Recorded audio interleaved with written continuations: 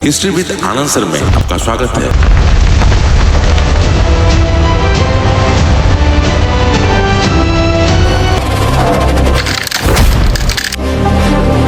History with Anand sir में आपका स्वागत है। आज जो हम लोग टॉपिक लेके आए हैं उस टॉपिक का नाम है इतिहास एवं भौगोलिक कारक। मतलब इतिहास पर भौगोलिक कारक का क्या प्रभाव रहा है उसको देखने का प्रयास करते हैं। ये इसलिए करते हैं ताकि एक अंडरस्टैंडिंग डेवलप हो जाए और कहीं ना कहीं इतिहास की धारा को भूगोल ने प्रभावित किया है। लेकिन जैसे जैसे मानव तकनीक बढ़ता चला गया, विज्ञान और प्रौद्योगिकी बढ़ती चली गई, तब जाके देखोगे प्रकृति को जीतना शुरू किया है। लेकिन एंशिएंट हिस्ट्री में इसका कारक बहुत इंपॉर्टेंट रहा है।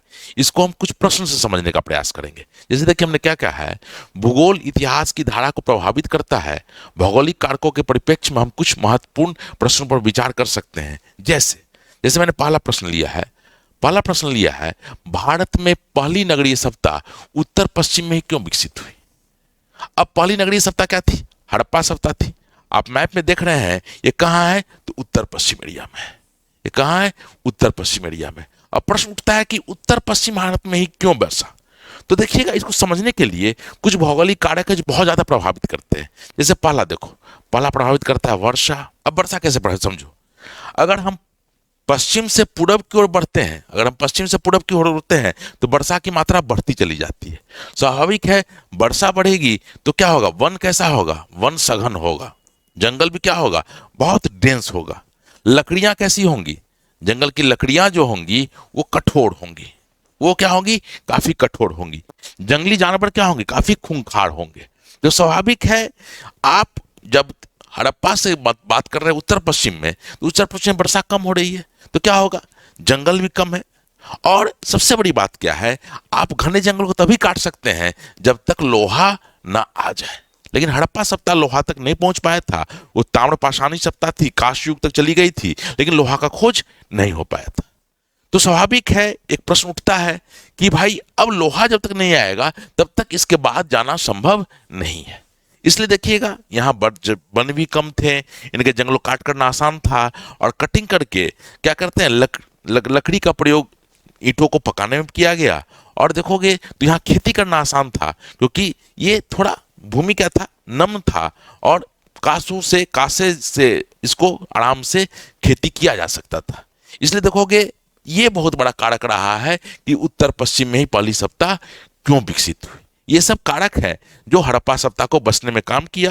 और आप भी ये भी देखिएगा, हड़प्पा सभ्यता का पतन का सबसे बड़ा कारण क्या था कि यह अगला तकनीक की ओर नहीं जा पाया। अगर ये लोहा की ओर चला जाता तो इसका तकनीक कहीं आगे बढ़ जाता और जनसंख्या को कंसेप्ट कर लेता। वो तो बात का बात है, जब हम लोग चैप्टर में आएंगे तब देखेंगे। दूसरा प्रश्न देखते हैं। दूसरा प्रश्न है, भारत में सभ्यता पश्चिम से पूरब की ओर बढ़ती है, पूरब से पश्चिम की ओर क्यों नहीं? पहले समझ लेते हैं।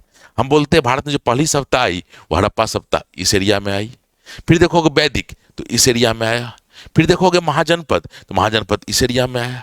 और यहीं से देखोगे मौर्य जब आता है तो मौर्य देखोगे पूरे भारत में से छा गया। और फिर देखोगे उत्तर पश्चिमी सभ्यता का विकास देखते हैं, असम उसाम में भी देखते हैं। तो कहने का मतलब इधर से गया, ये सभ्यता का विकास क्या हुआ है? पश्चिम से पूरब की ओर गया है, पूरब से पश्चिम की ओर नहीं गया है। इसका सबसे बड़ा कारण क्या है? वही वर्षा की मात्रा। दूसरा क्या? लोहा की खोज। एक प्रश्न थोड़ा हम जान लेते हैं। एक प्रश्न क्या जान लेते हैं, जैसे आपसे कई बार पूछता है कि मानव सबसे पहले किस धातु से परिचित हुआ होगा। ऑप्शन मान लीजिए देता है आपको चांदी या सोना, दूसरा ऑप्शन देता है तांबा, फिर देता है लोहा। मान लीजिए इसी ऑप्शन में चुनना होगा, तो मानव सबसे पहले किस धातु से परिचित हुआ है? तो स्वाभाविक है, सबसे पहले जब मानव परिचित हुआ है सोना और चांदी से हुआ है। अब इसका कारण क्या है? इसका कारण यह है कि ये जो मेटल है ये क्या है, इनर्ट, बहुत ज्यादा रिएक्टिव नहीं है, तो शुद्ध अवस्था में मिल जाता है। तो शुद्ध अवस्था मिल गया तो शुद्ध करने की बहुत जरूरत नहीं पड़ी। फिर दूसरा धातु क्या मिला?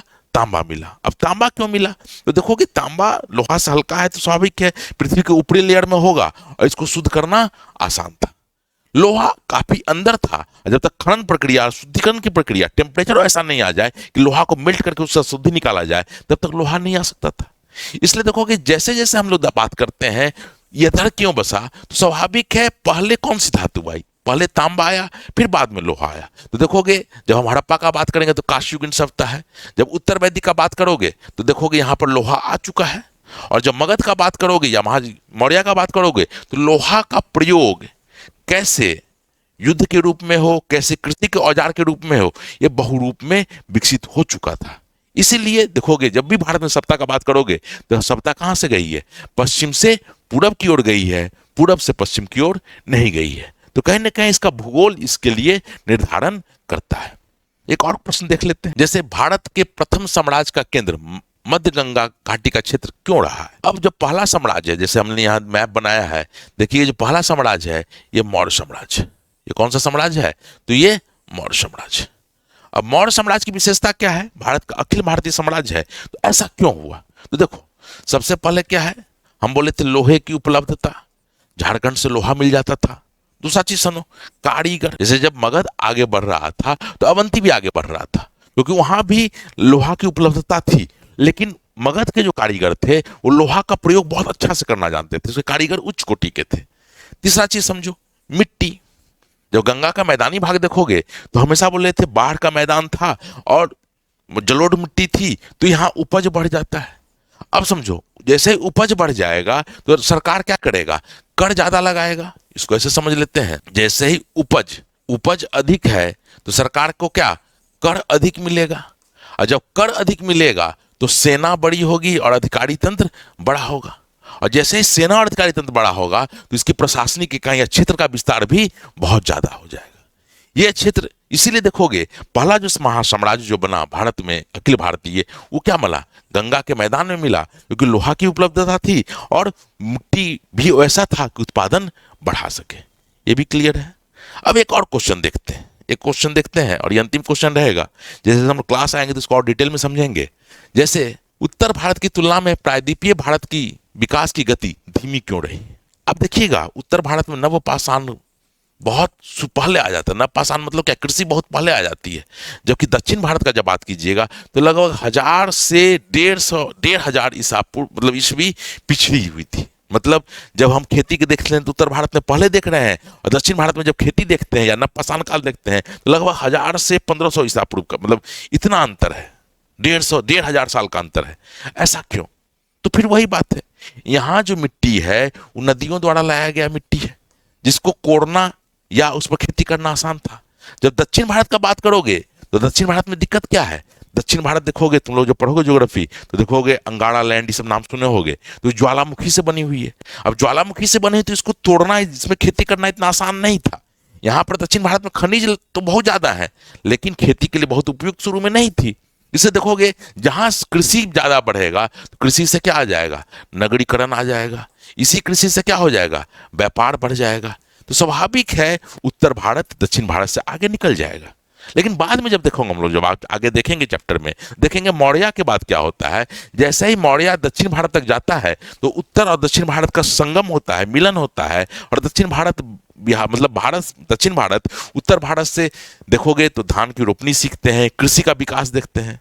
इसी एंड टाइम में क्या होता है, तो दक्षिण भारत में जो देखोगे ये मसाला का जो है ये रोमन साम्राज्य बन चुका है। यूरोप में रोमन साम्राज्य आ चुका है और मसाला का ट्रेड होना शुरू होगा। तो मसाला के व्यापार से दक्षिण भारत को बहुत लाभ होगा और आने वाले समय में दक्षिण भारत भी एक विकसित अवस्था में पहुंच जाएगा। जैसे हम लोग मर्तर काल में देखेंगे तो सातवाहन काल में दक्षिण भारत का मसाला इतना फेमस हो चुका है कि उससे एक बड़ी आय आ रही है।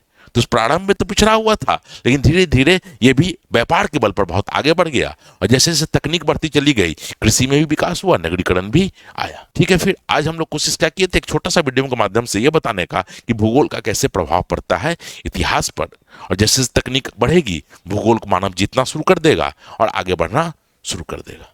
धन्यवाद फिर आज के लिए।